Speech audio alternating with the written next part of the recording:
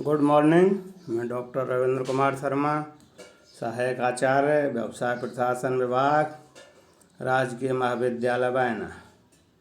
BCom second year के समस्त छात्र एवं छात्राओं, आज मैं आपको व्यवसाय प्रशासन विषय का पेपर सेकंड प्रबंध का टॉपिक नियोजन अर्थात प्लानिंग के बारे में ई कंटेंट से अध्ययन कराएंगे।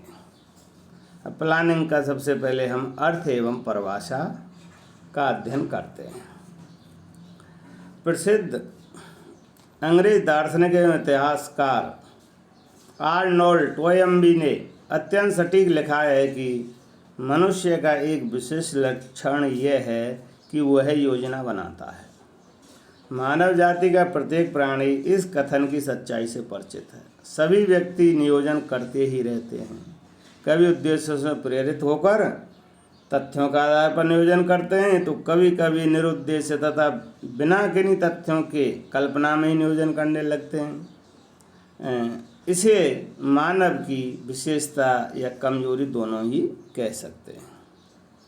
नियोजन के अर्थ में नियोजन कार्य वह प्रक्रिया है जिसके द्वारा भावी उद्देश्यों तथा उन उद्देश्यों की प्राप्ति के लिए किए जाने वाले कार्यों को निर्धारित किया जाता है। इसके अतिरिक्त इस प्रक्रिया में किए जाने वाले कार्यों के संबंध में महत्वपूर्ण प्रश्नों के उत्तर भी निर्धारित किए जाते हैं, जैसे ये कार्य कब, कहाँ, किस प्रकार, किन के द्वारा, किन संसाधनों से और किस नियम एवं प्रक्रिया के अनुसार पूरे किए जाएंगे। इस तरह से नियोजन का अर्थ समझ सकते हैं। परिभाषा में ग्रे तथा स्मेल्टजर ने परिभाषा दी है। नियोजन लक्ष्यों को निर्धारित करने तथा उन तक पहुंचने के लिए विधियों या मार्गों को निर्धारित करने की प्रक्रिया है। दूसरी परिभाषा क्रीटनर ने दी है। उनके अनुसार नियोजन विनिर्दिष्ट परिणाम प्राप्त करने हेतु भावी कार्यपंथों का निर्धारण करके अनिश्चितता का सामना करने की प्रक्रिया है। इस तरह से इन परिभाषाओं के निष्कर्ष के आधार पर हम संक्षेप में कह सकते हैं कि नियोजन एक ऐसी प्रक्रिया है जिसमें संस्था के उद्देश्यों के साथ साथ इन उद्देश्यों की प्राप्ति के लिए किए जाने वाले कार्यों, आवश्यक संसाधनों एवं गतिविधियों को भी निर्धारित किया जाता है। आगे इसमें है टॉपिक में नियोजन की विशेषताएं या प्रकृति क्या क्या है। हमने इसी कंटेंट में विभिन्न बिंदुओं के माध्यम से इस नियोजन की प्रकृति एवं विशेषताओं को समझाने का प्रयास किया है। पहला है प्राथमिक कार्य। इसकी प्रमुख विशेषताओं में या प्रकृति में है, ये एक प्राथमिक कार्य है। नियोजन प्रबंध का आधारभूत एवं प्राथमिक कार्य है। यह वह कार्य है जिससे प्रबंध प्रक्रिया प्रारंभ होती है। नियोजन के बिना कोई भी संगठन अपनी संरचना या अपनी कार्य प्रणाली को निर्धारित नहीं कर सकता। दूसरा है ये सर्वव्यापी कार्य है। नियोजन संपूर्ण संस्था में सर्वव्यापी है। नियोजन संस्था के प्रत्येक विभाग के प्रत्येक स्तर पर किया जाता है। केवल संस्था के उच्च स्तरों पर ही नियोजन नहीं किया जाता, बल्कि नियोजन वहाँ भी किया जाता है जहाँ पर कार्यों का निष्पादन किया जाता है। तीसरा इसका बिंदु है, इसकी विशेषता है प्रकृति में उद्देश्यपूर्ण। नियोजन का अपने आप में कोई उद्देश्य नहीं होता है, बल्कि यह किन्हीं उद्देश्यों की पूर्ति के लिए किया जाता है। नियोजन के द्वारा ही उद्देश्यों तथा उद्देश्यों की पूर्ति के लिए कार्यों, साधनों, कार्यविधियों आदि का निर्धारण किया जाता है। नियोजन का मूल उद्देश्य संस्था के उद्देश्यों को न्यूनतम लागत एवं प्रयासों से अधिकतम सफलता के साथ पूरा करना होता है। चौथा इसका बिंदु है परस्पर आश्रित कार्य। नियोजन प्रबंध प्रक्रिया की प्रथम क्रिया होने के उपरांत भी यह परस्पर आश्रित क्रिया है। प्रबंध के अन्य कार्यों को ध्यान में रखकर ही भावी कार्यों का नियोजन किया जाता है। इसके अतिरिक्त उपक्रम के विभिन्न कार्यों जैसे वित्तीय, उत्पादन, वितरण, तकनीकी, लेखांकन आदि का नियोजन एक दूसरे के नियोजन से प्रभावित होता है। यह एक प्रक्रिया है, इट इज़ ए प्रोसेस। नियोजन एक प्रक्रिया है। इस प्रक्रिया में प्रबंधक वातावरण का विश्लेषण करके भविष्य का पूर्वानुमान लगाकर संस्था के उद्देश्यों को निर्धारित करते हैं और इन उद्देश्यों की प्राप्ति हेतु योजनाओं अर्थात नीतियों, कार्यविधियों, नियमों, कार्यक्रमों आदि का निर्माण करते हैं। इसलिए इसको एक प्रक्रिया का नाम दिया गया है।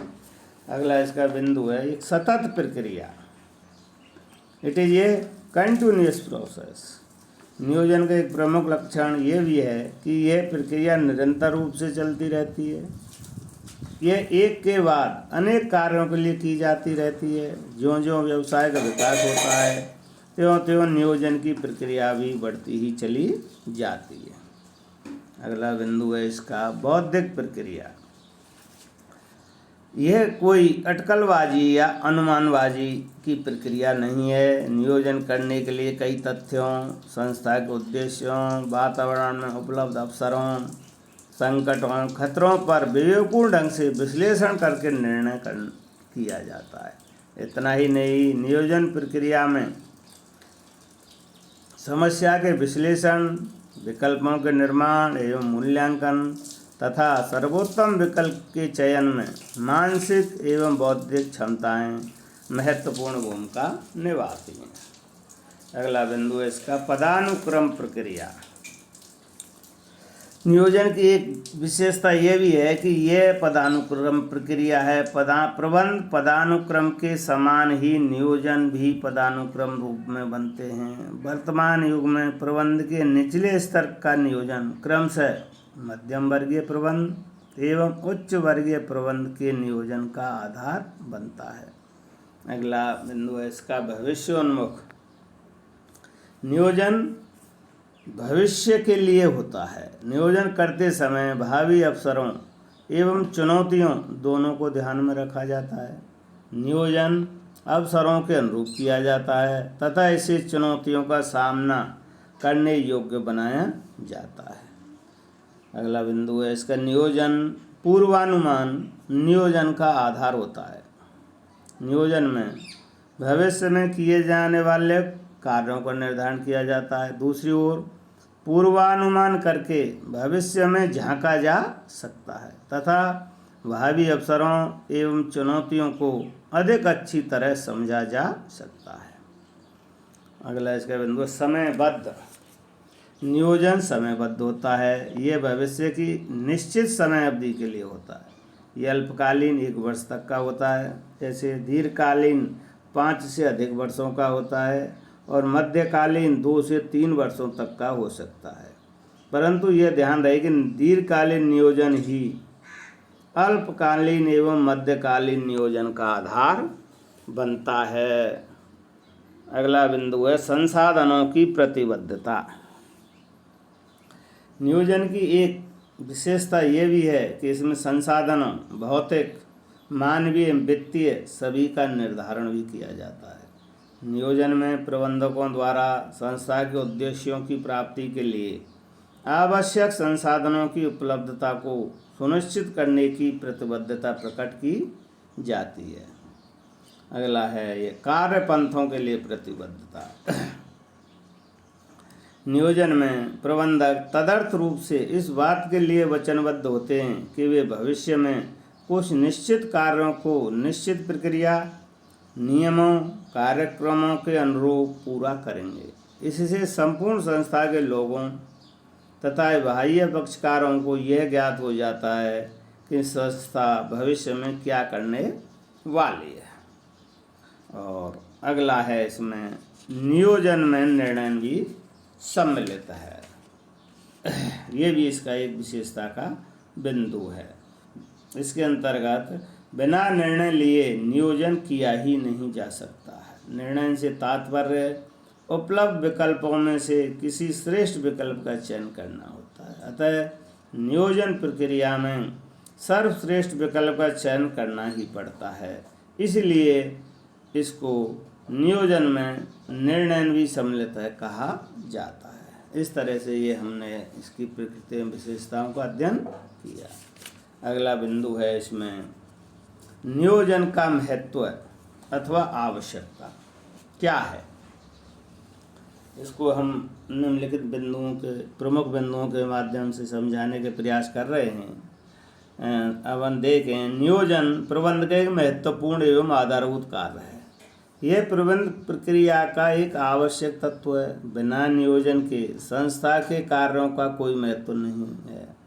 कार्य करने वालों को आवश्यक निर्देश उपलब्ध नहीं हो पाते हैं तथा प्रबंध के उद्देश्यों को पूरा करने के लिए कोई निश्चित विधि भी नहीं अपनाई जा सकती है।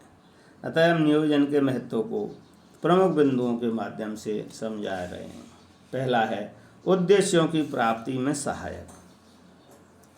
नियोजन वह प्रक्रिया है जो उन क्रियाओं एवं कार्यपंथों को निर्धारित करती है जिनसे संस्था के उद्देश्यों को प्राप्त किया जा सकता है। अतः नियोजन से उन विवेकपूर्ण विधियों एवं कार्यपंथों को निर्धारित किया जाता है जिनसे संस्था के सदस्यों को भटकने से बचाया जा सकता है।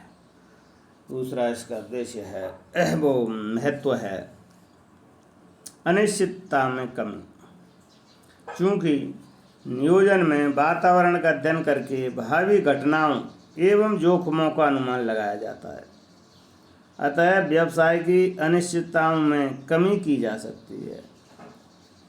प्रभावशाली नियोजन सूचनाओं के अभाव के कारण उत्पन्न होने वाले भ्रम के खतरे को कम कर देता है। ये एक विद्वान का कहना है जिनका नाम है हॉज तथा जॉनसन। और अगला है इसका बिंदु परिवर्तनों के लिए तैयारी।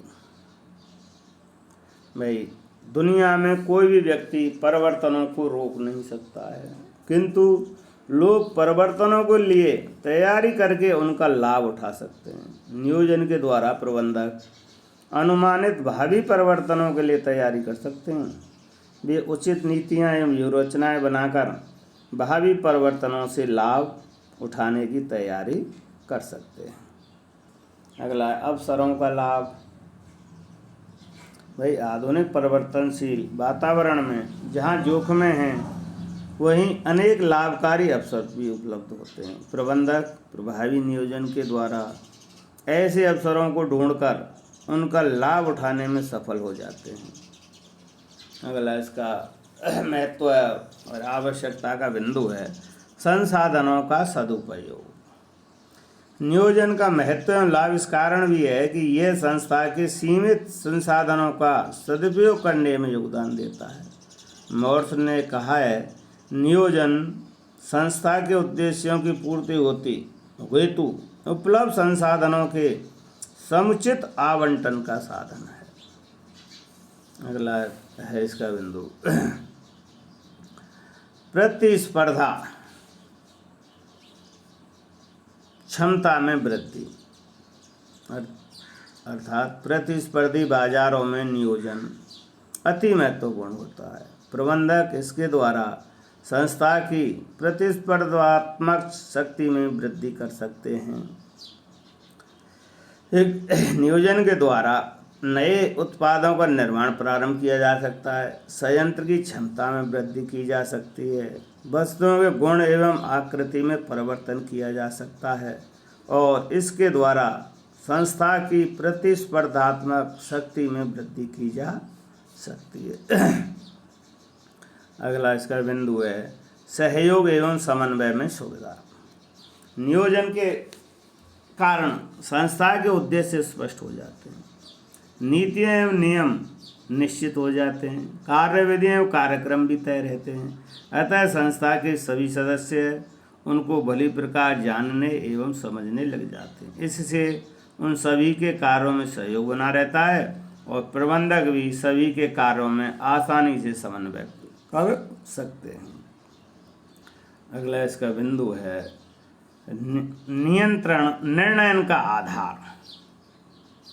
निर्णयन का आधार नियोजन के विभिन्न तत्वों यथा नीतियाँ, नियम, कार्यविधियाँ, बजट, कार्यक्रम आदि को ध्यान में रखकर ही संस्था के सभी सदस्य निर्णय करते हैं। अतः संस्था के सभी सदस्य बिना किसी भेदभाव के एक समान निर्णय कर सकते हैं। और अगला बिंदु है इसका उतावले निर्णयों पर रोक। नियोजन एक ऐसी प्रक्रिया है जिसमें विभिन्न पहलुओं पर ध्यान दिया जाता है एवं उत्तम कार्यविधि का चुनाव किया जाता है। प्रबंधक भावी परिस्थितियों को ध्यान में रखकर निर्णय कर सकते हैं। निर्णय उतावले नहीं हो सकते, अतः निर्णय उतावले नहीं हो सकते। एलन ने कहा है, नियोजन से हम उतावले निर्णयों एवं अटकलबाजी वाले कार्यों की प्रकृति को समाप्त कर सकते हैं। ये बहुत महत्वपूर्ण बिंदु है। अगला है इसका नियंत्रण में सुगमता। महत्व का ये बिंदु है, नियंत्रण में सुगमता। नियोजन का एक महत्व ये भी है, इससे नियंत्रण करना सरल हो जाता है। नियंत्रण किस पर किया जाता है? नियंत्रण उनके कर्मचारियों पर, वित्तीय साधनों पर, भौतिक संसाधनों पर, सभी तरह से नियंत्रण किया जा सकता है। योजना एक ऐसा तंत्र है जिसके द्वारा एक प्रबंधक अपने अधीनस्थों की कार्य क्षमता एवं कार्यों पर सुगमता से नियंत्रण कर सकता है। और अगला इसका हम कह सकते हैं एक बिंदु, ये प्रबंध प्रक्रिया की सफलता में योगदान है। भाई नियोजन प्रबंध प्रक्रिया का एक महत्वपूर्ण एवं प्रथम कार्य माना जाता है। अतः विद्वानों का मानना है कि यदि नियोजन प्रभावी होगा तो संपूर्ण प्रबंध प्रक्रिया स्वतः सफल हो जाएगी। टेरी तथा फ्रैंकलिन ने कहा है कि नियोजन अन्य प्रबंधकीय कार्यों का आधार है। नियोजन के बिना संगठन एवं अभिप्रेरण के लिए कोई भी नहीं होगा तथा नियंत्रण की आवश्यकता ही नहीं पड़ेगी। इस तरह से हमने आपको ये इस नियोजन की आवश्यकता तथा महत्व के बिंदुओं को समझाने का प्रयास किया है। तो इस टॉपिक में हमने नियोजन में इसकी अर्थ एवं परिभाषा और इसका नियोजन की क्या विशेषताएं और क्या प्रकृति है, हमने विभिन्न बिंदुओं के माध्यम से समझाने का प्रयास किया है। और अंत में नियोजन की आवश्यकता तथा महत्व किसी व्यावसायिक संस्था या उपक्रम के लिए क्या हो सकती है, इनको हमने विभिन्न बिंदुओं के माध्यम से व्याख्या करके आपको समझाने का प्रयास किया है। आज के लिए इतना ही। धन्यवाद।